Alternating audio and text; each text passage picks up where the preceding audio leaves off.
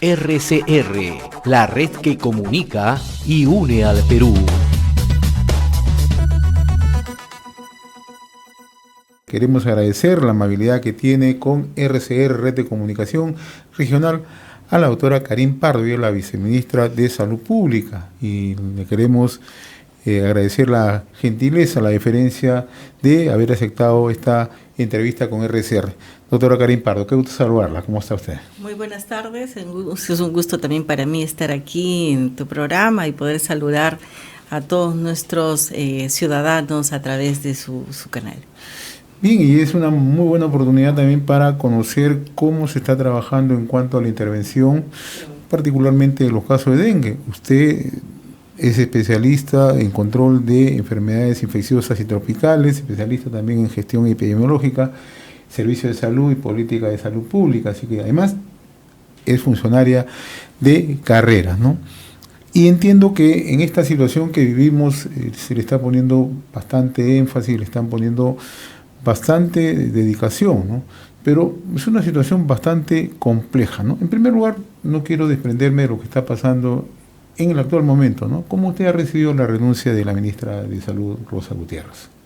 Bueno, ha sido un momento complicado porque estamos en todo un trabajo desplegado a nivel nacional de control del dengue y definitivamente que estos cortes siempre causa en algún momento un pequeño enlentecimiento, podríamos decirlo, de algunas acciones, pero estamos trabajando con toda la fuerza, como siempre lo hicimos con nuestra ministra de Salud, la doctora Rosa Gutiérrez, en la cual nuestro agradecimiento eterno porque en muy poco tiempo se ha logrado avanzar con normativas, destraves importantes. Necesitamos más centros de salud que ya nos lo entreguen y esa era una de las prioridades de la doctora Rosa Gutiérrez, en la cual estamos muy agradecidos, mientras estamos trabajando también en lograr controlar el dengue. Efectivamente tenemos un equipo fuerte en la cual no se detiene, estamos avanzando con ello y estamos muy concentrados en lo que ya hemos iniciado, que es la toma o el control de ciertas regiones por el Ministerio de Salud, ya que ya nos corresponde hacer esa función.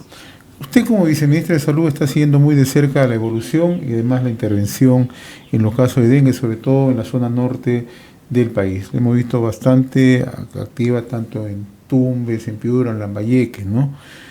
¿Cuál es al momento la situación del dengue en Piura, que es un punto neurálgico, y también en Tumbes, ¿no? Si bien es cierto, en Piura la información que se cuenta es que se ha llegado a un nivel de meseta, pero en Tumbes, usted explicaba hace 2 o 3 días, hay un ligero incremento. ¿Cuál es la situación al momento? Sí, primero explicar también que estamos en una situación global de dengue bastante importante. Después de muchos años estamos teniendo, por ejemplo, en América del Sur, un incremento bastante alto de casos en Brasil, en Argentina, en Bolivia, que están superando más de 100.000 casos, 130.000, y Brasil, que ya lleva casi 2 millones de casos. Y está circulando los 4 serotipos. Cada serotipo de dengue puede hacer un brote distinto u olas si lo comparamos con el COVID. En el caso de Perú, nosotros tenemos, al inicio del año empezó a incrementarse los casos de dengue en toda la selva, todo lo que es el nororiente de nuestro país, y empezó a controlarse ya poco a poco, pero en el norte empezó un poco después, y en el norte lo que ha hecho especialmente en Piura es alargar el proceso de inicio de las intervenciones. Uno, por las grandes inundaciones que ha tenido Piura. No podíamos entrar a las casas, no se podía fumigar porque no era el momento adecuado. Luego del ciclón Yaku, que ya todos conocemos, se tuvo que trabajar primero toda esta parte, y de ahí se empezó con las acciones mucho más intensas de control vectorial en Piura. La actividad de control vectorial tiene dos fases importantes. Una que es la que siempre hacemos durante el año y es la que nos da la sostenibilidad, que es el control de las larvas o pupas en su fase acuática del zancudo. Y la fumigación, que ya es en la fase adulta, cuando ya está el mosquito volando en casa. ¿En qué momento se hace una actividad y otra? La primera, que es la del control de las larvas, es durante todo el año y es lo que nos da sostenibilidad y es la base del control vectorial.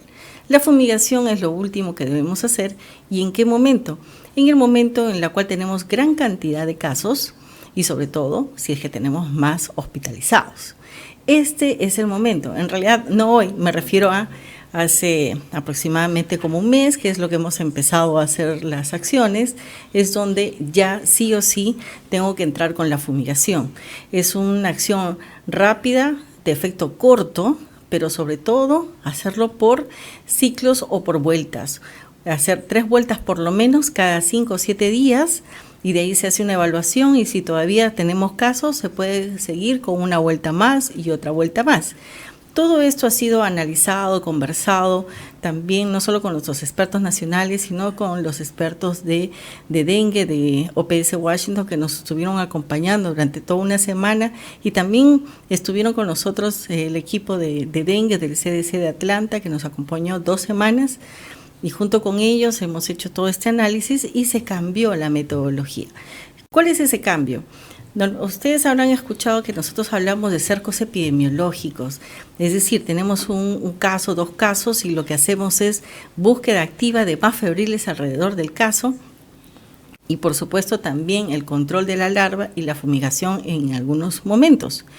Pero en este momento donde ya se dispersó por varios lugares de la ciudad, lo que tenemos que hacer ya es lo que nosotros le hemos llamado una mega actividad o un cierre de ciudad, donde en el tiempo más corto posible, estamos hablando de 1 día, 2 días, 3 días máximo, tenemos que fumigar toda la ciudad para poder eliminar al zancudo, que en este momento todos están con el virus o gran mayoría están con el virus. ¿Y eso se logró hacer o no se ha logrado hacer hasta el momento? Sí, sí lo logramos, lo hemos hecho por ciudades, puedo hablar por ciudades, por ejemplo en Piura hemos iniciado un lunes, hace ya dos lunes pasados, con Chulucanas, por ejemplo, y esta mega actividad trajo consigo también la participación de las autoridades locales, también de todas las áreas del lugar, el ejército, la policía, también la sociedad civil, también nos ha acompañado también algunas empresas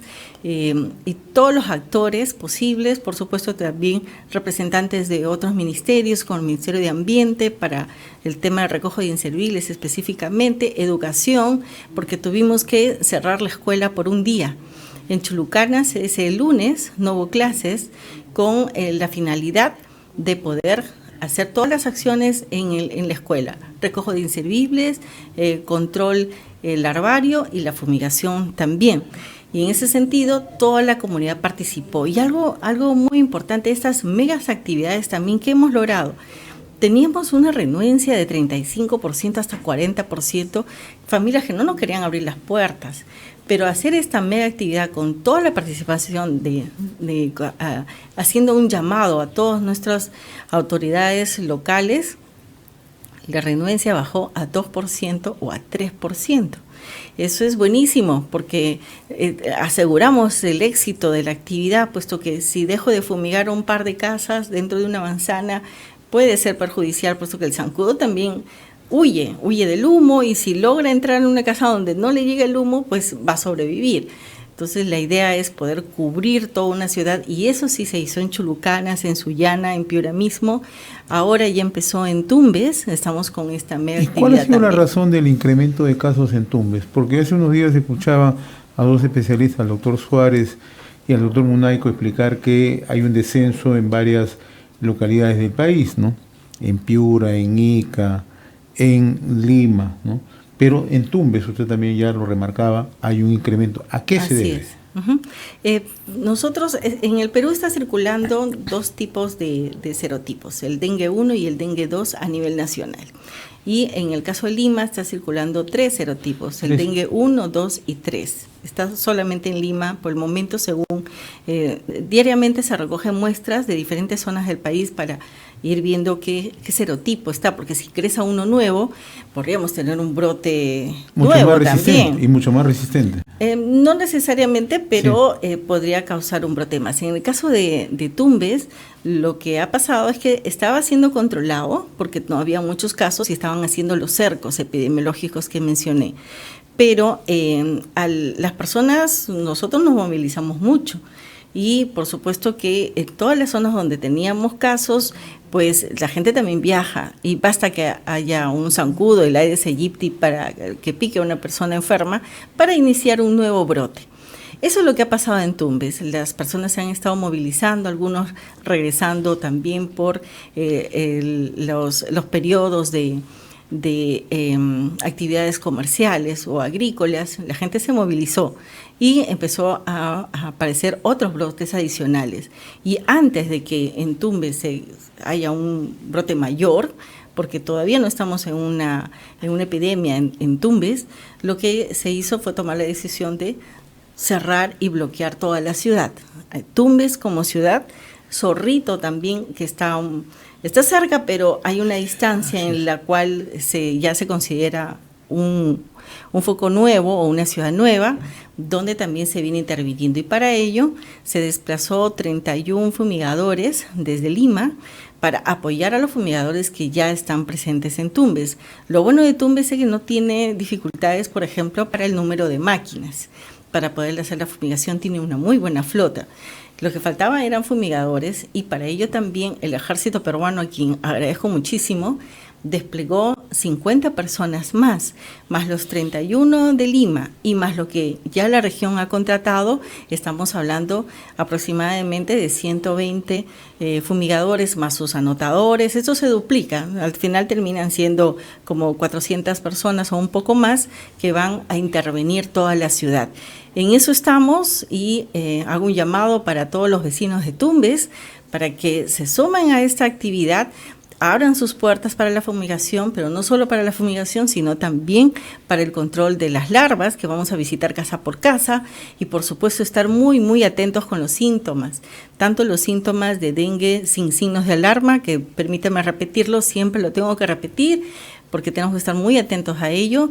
Es un dolor de cabeza muy intenso, ese dolor detrás de los ojos que es muy característico en dengue, dolores articulares, malestar general, y al final te puede salir un rash, pero al quinto día, cuando ya no hay fiebre, casi siempre, no todas las veces, pero cuando baja la fiebre y podría presentar, que eso es más o menos al quinto o sexto día, puedo tener un sangrado por la nariz, por las encías, si es una niña o una mujer vaginalmente, o tienen dolor abdominal intenso y sostenido que no calma, o los niños se sienten irritados, están llorosos, están inquietos, o hay somnolencia o vómitos.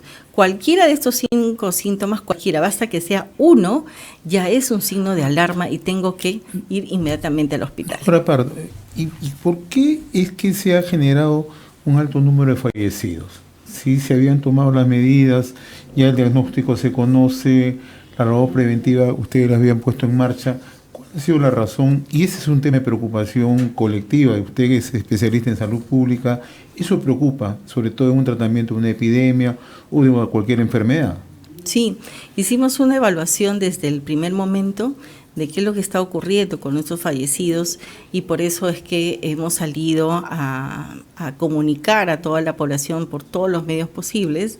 Los motivos del fallecimiento de nuestros pacientes son, varía un poco en cada región, pero en resumen de lo que hemos encontrado es, uno, al tener fiebre, malestar general, dolor de cabeza, confunden muchas veces con enfermedades sencillas o incluso todavía están pensando que podría tener COVID y se automedicaron un grupo y demoraron en llegar al hospital. Otro motivo también es no reconocen algunos síntomas o simplemente recibieron la atención y como baja la fiebre o la fiebre ya no hay, el paciente cree que ya pasó todo. pero cuando hay el sangrado, el dolor abdominal, no lo identifican como un signo de alarma y hay una demora también. Y esta demora pues tiene que ser comunicado, hay que decirle a la población cuáles son los síntomas para que eso no suceda. El otro motivo también hemos encontrado muchos pacientes con comorbilidades como diabetes descompensada, hipertensión, pero eso sí se ha manejado bien, pero también pacientes con lupus que han fallecido, pacientes que han tenido cáncer. Tenemos muchos pacientes, mucho más que antes, pacientes que están en tratamiento para cáncer. Y si estoy en una zona endémica de dengue y estoy en un tratamiento para cáncer o estoy en un proceso que estoy llevando la enfermedad y es en este caso infectado por dengue, realmente hemos tenido, eso es algo fuerte. Y con respecto a los niños, en los niños sí la irritabilidad, como que algo pasó ahí que no fue atendido de inmediato. Esas son más o menos las causas y en ese sentido hemos tratado de ir directamente a lo que íbamos encontrando, comunicar, organización de nuestros servicios, que no demore la referencia, las contrarreferencias, que las ubiclines estén activos y tengamos más lugares para poder hidratar a los pacientes. Se ha tratado de corregir cada punto de lo que íbamos encontrando. Estamos dialogando con la doctora Karin Pardo, viceministra de Salud Pública, quien nos visita hoy a los estudios centrales de RCR, Red de Comunicación Regional. Una de las observaciones que se ha hecho en estas intervenciones, doctora Pardo, es que no haberse logrado un consenso con las regiones, ¿no? Ese nivel de acercamiento. Usted viaja permanentemente, está contactado con las autoridades.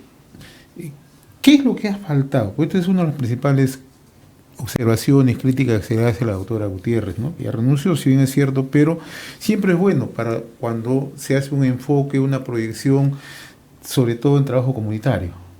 Uh-huh. Ahí es diferente en diferentes regiones, ¿no? Por ejemplo, eso no ocurrió con Loreto.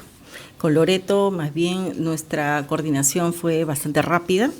Nosotros veníamos ya trabajando desde octubre y noviembre del año pasado con gobiernos regionales de salida, que fue muy difícil, gobiernos locales también ya en cierre de año, y fue bastante complicado poder trabajar con ellos para poder actuar directamente con la comunidad. Al margen de ello, también el Ministerio de Salud, por ejemplo, con Junín, la coordinación fue bastante rápida, incluso el Ministerio ha previsto no solamente presupuestos, sino en forma directa la contratación de varias personas para poder actuar con ellos, y así se ha trabajado con varias regiones. En este año, cambio de autoridades, hemos tenido una apertura bastante buena con todos los gobiernos regionales, pero para que hasta termine de armar el equipo técnico para hacer frente, porque son los operadores directos, en algunos casos fue complicado. Siempre sucede eso, que al inicio demora un poco.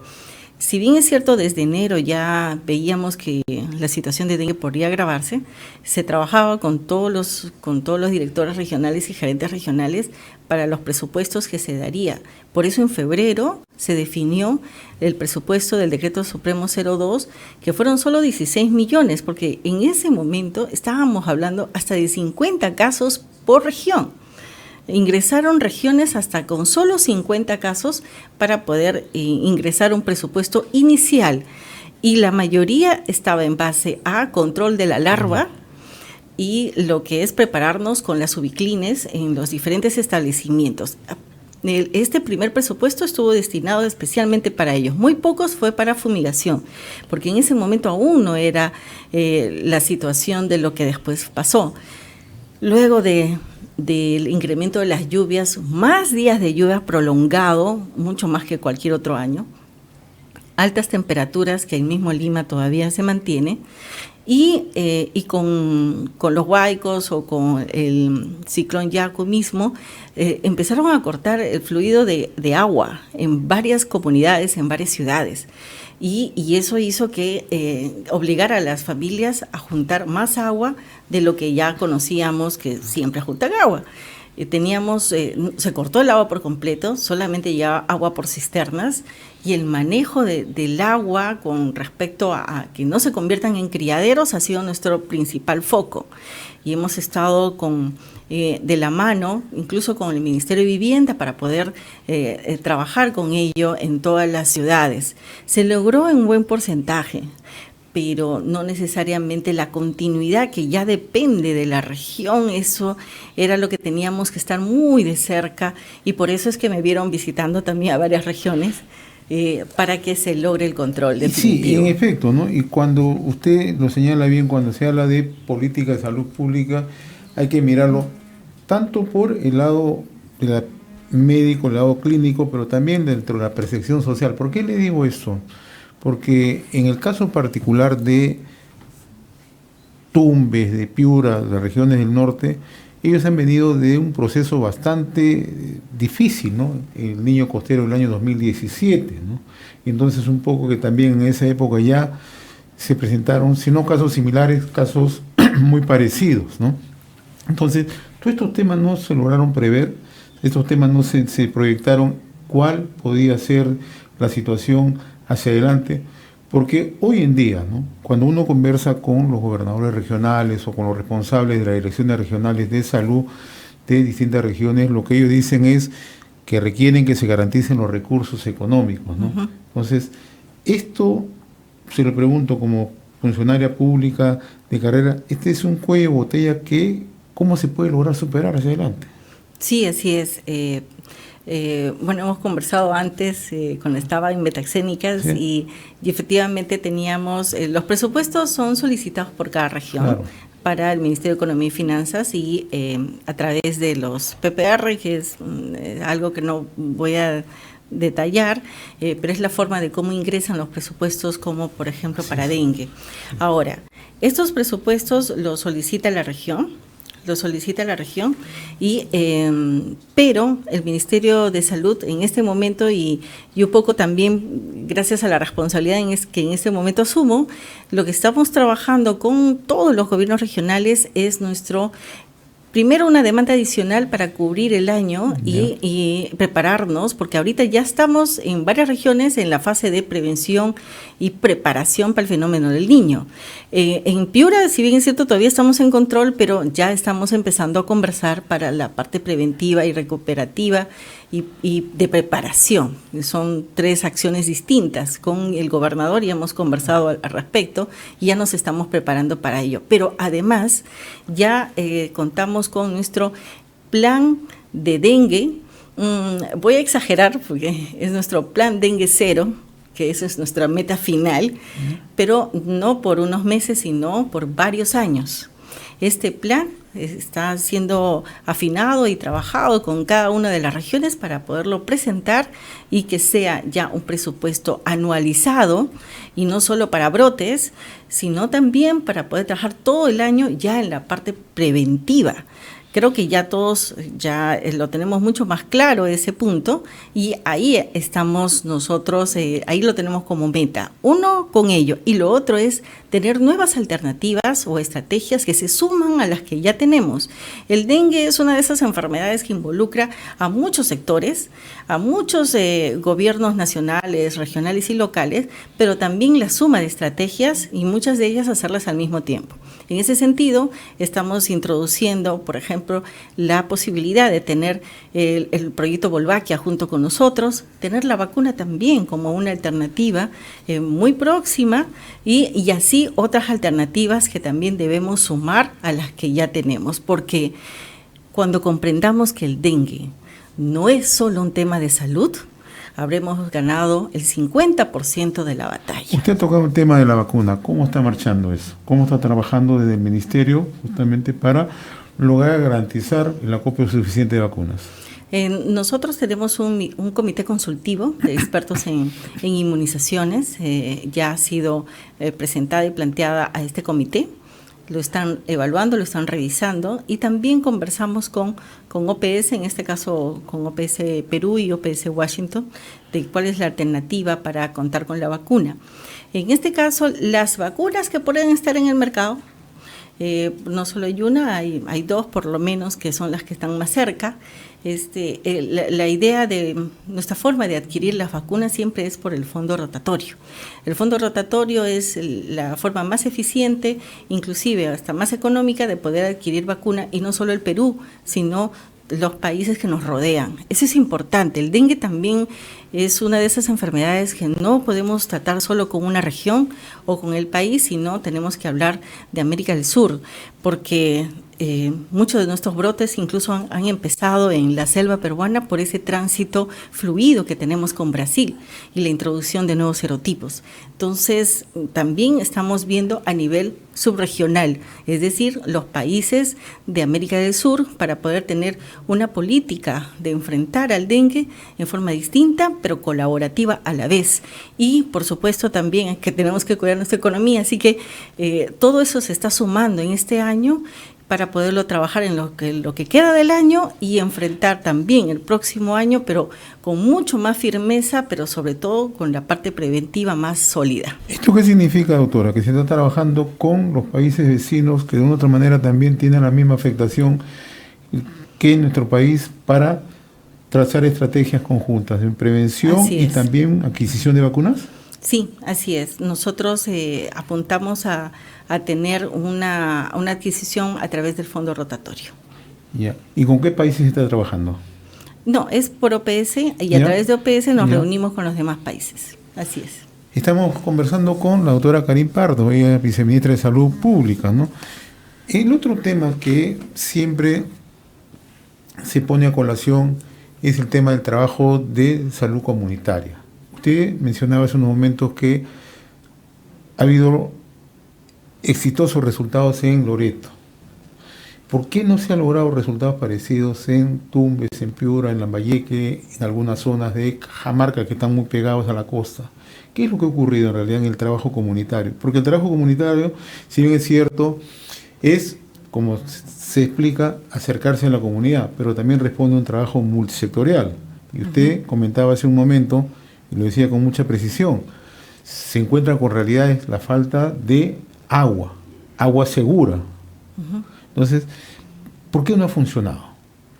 Nosotros tenemos que trabajar con otros sectores, como por ejemplo el Ministerio de Vivienda, también el Ministerio de Educación, el Ministerio de Ambiente, todos ellos para sumar y hacer el trabajo comunitario, y sobre todo con los gobiernos regionales también, porque el tener agua entubada durante toda la ciudad no necesariamente es del alcalde directamente, son proyectos mucho más macros.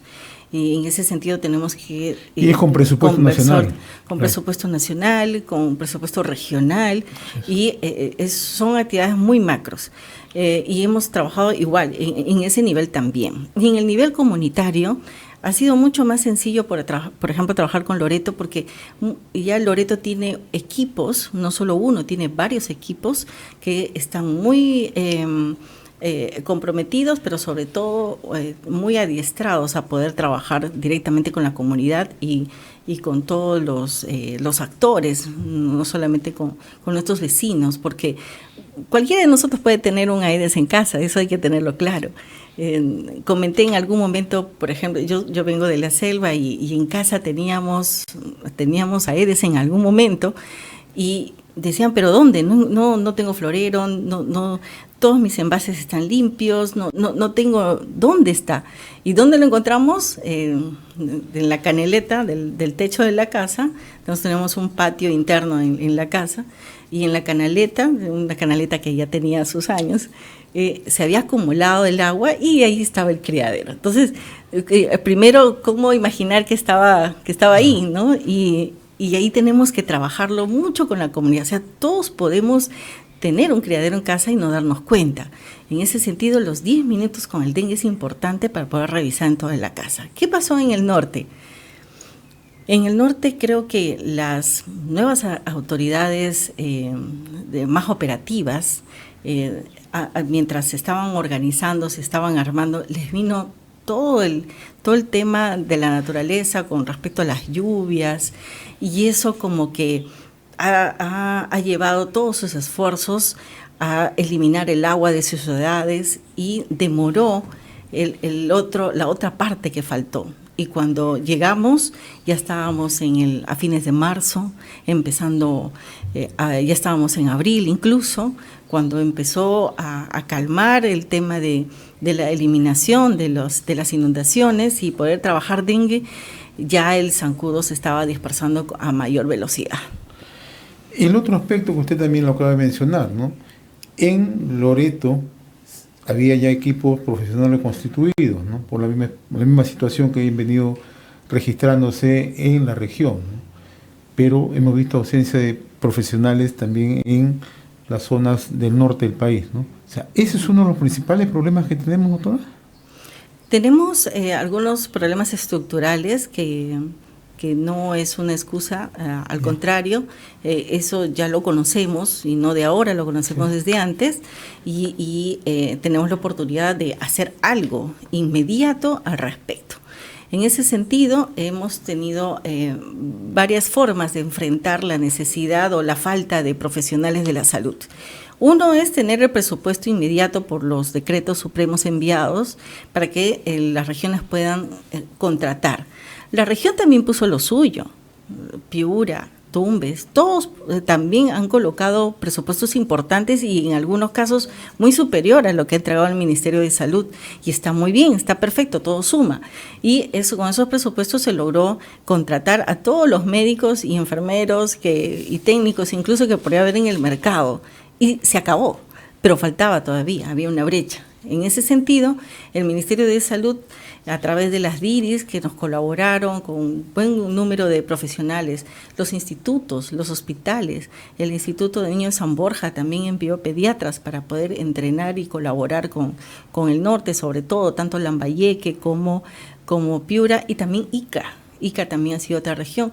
Y Loreto, con un desprendimiento en la cual siempre lo agradezco, puso de disponibilidad sus 10 infectólogos para apoyar al norte, que también están cumpliendo con su tarea. Cada semana van rotando nuestros profesionales y ahí también con la colaboración de OPS que nos ayudó a movilizarlos. Y esas son varias estrategias que hacemos para poder cubrir la necesidad de profesionales en algunas regiones. Piura es la más golpeada. Tiene casi 2 millones de habitantes o un poquito más de 2 millones de habitantes y definitivamente que le faltan más profesionales.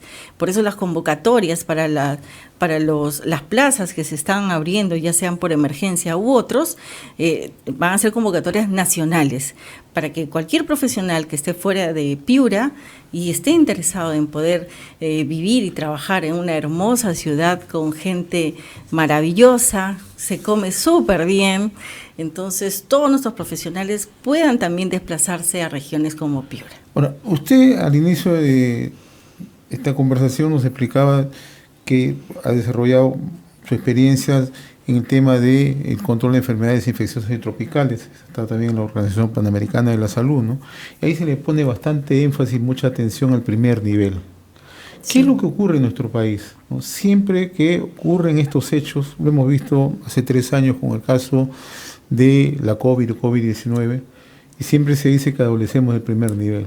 Es solamente un tema estructural, es un tema de política pública, es un tema presupuestal. ¿Por qué no podemos lograr cohesionar el primer nivel de atención que permitiría un trabajo más cercano con la comunidad, permitiría que los hospitales no tengan las sobrecargas como ahora ocurre o ha venido ocurriendo anteriormente?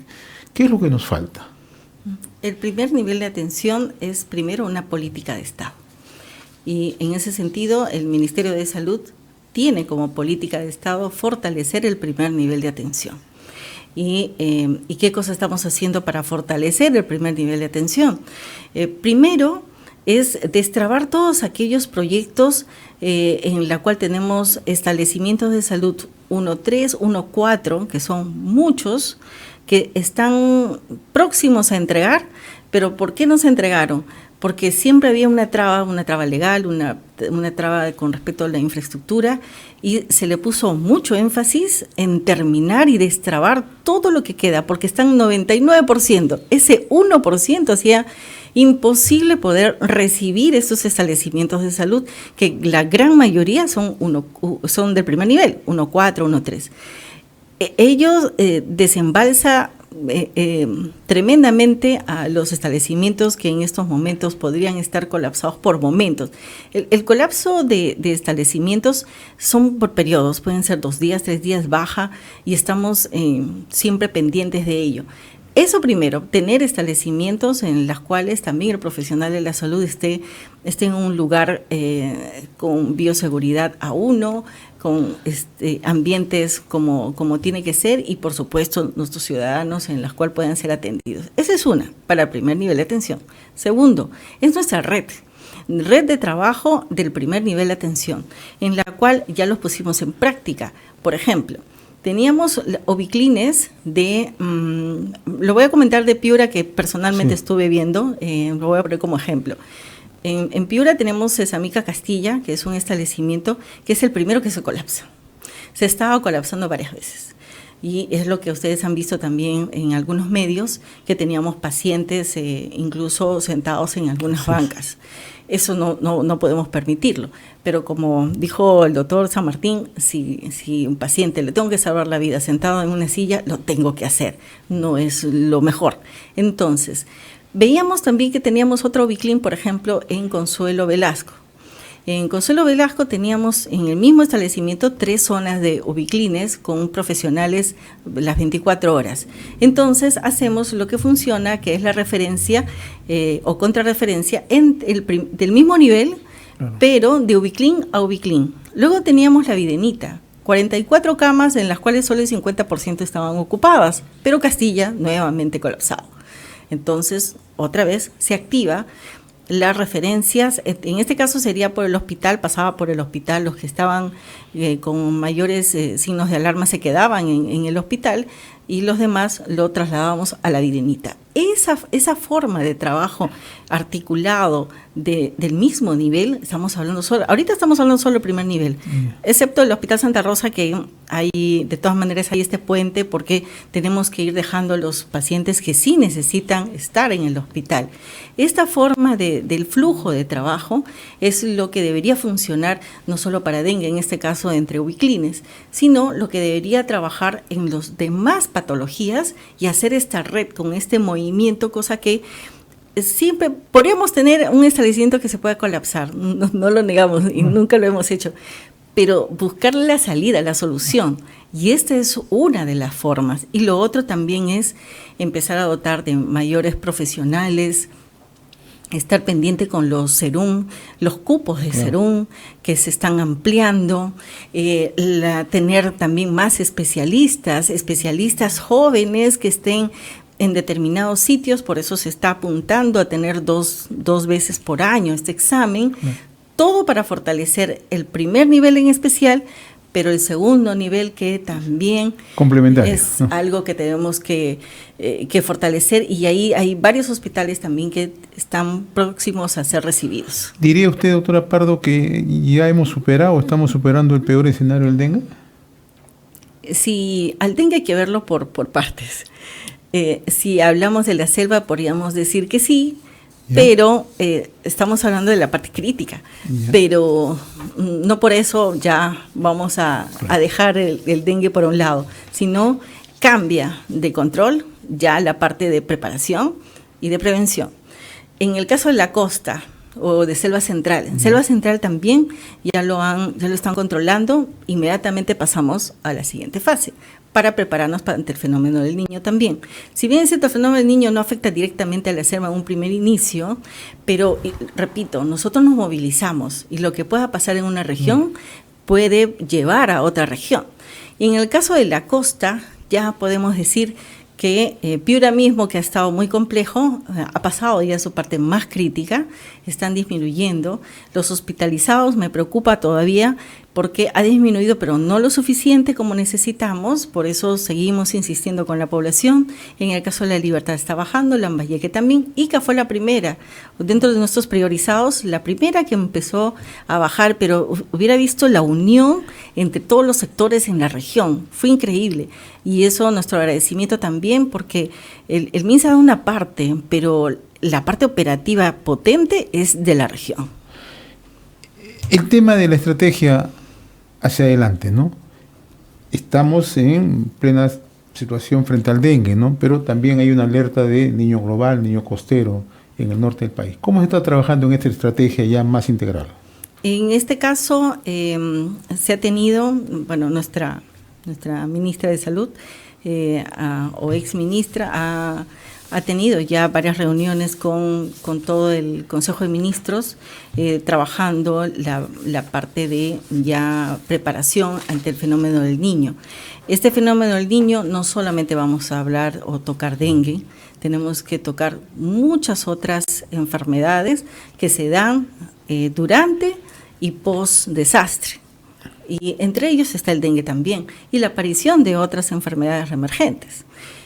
Pero también nos quedan algunos meses para trabajar esa parte estructural. La parte estructural no solamente es las paredes del establecimiento, que muchos están deteriorados o todavía están con daños.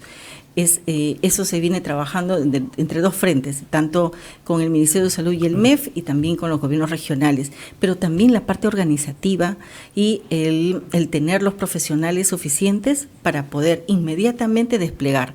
Otro de los puntos que sí ya está en marcha y que ya estamos pronto a recibir son todos nuestros hospitales y carpas de campaña, que no es la solución, por supuesto, pero sí, en un momento de crisis, eso se despliega inmediatamente. Eso, por ejemplo, ya se inició en abril la compra, pero no para ahorita, sino pensando en el fenómeno del niño que se nos viene.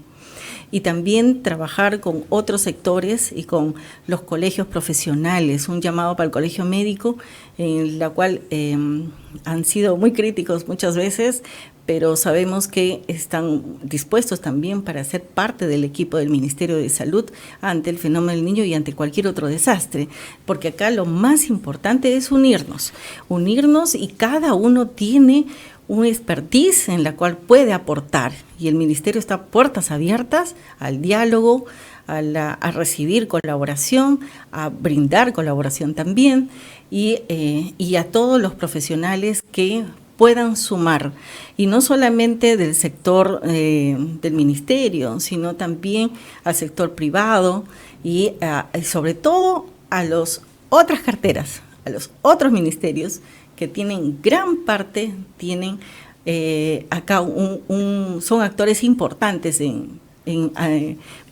preparándonos para enfrentar el fenómeno del niño. Una pregunta final, doctora Pardo. Usted es funcionaria de carrera, tiene mucha experiencia, enfermedades infecciosas tropicales, en gestión epidemiológica, servicios de salud, salud pública. Si le propusieran asumir el Ministerio de Salud, ¿cuál sería su respuesta? Bueno, como servidores públicos siempre estamos listos, independientemente de donde estemos. He colaborado con varios países internacionalmente también, cuando me tocó un periodo un poco largo. Nosotros siempre estamos, y la gestión de la ministra de Salud, Rosa Gutiérrez, ha sido una gestión muy ágil, se avanzó bastante. Hay equipos armados ya dentro del ministerio muy valiosos que pueden seguir aportando, pero eso no pasa por mis manos ni por mi decisión, como comprenderá, y así que yo prefiero dejarlo a un costado. Muy bien, doctora Karin Pardo, ha sido un gusto conversar con usted. Yo le agradezco la deferencia, la amabilidad. Hemos conversado en amplitud sobre temas que son de interés colectivo, interés de la ciudadanía, como es la salud, ¿no? Y sí, le agradezco haber tenido, digamos, toda la voluntad de absolver todas las interrogantes, que son las interrogantes que plantea el ciudadano en el día a día. Ha sido un gusto conversar con usted, muy amable. Para mí también un placer, y un saludo para todos nuestros ciudadanos, a todos nuestros hermanos, y estar preparados ante cualquier emergencia. Confíen en el sistema de salud, que cada día está resolviendo problemas, y que esperemos que muy pronto tengamos la salud que todos queremos y nos merecemos. Bien. Estaba con nosotros la doctora Karin Pardo, viceministra de Salud Pública. RCR, la red que comunica y une al Perú.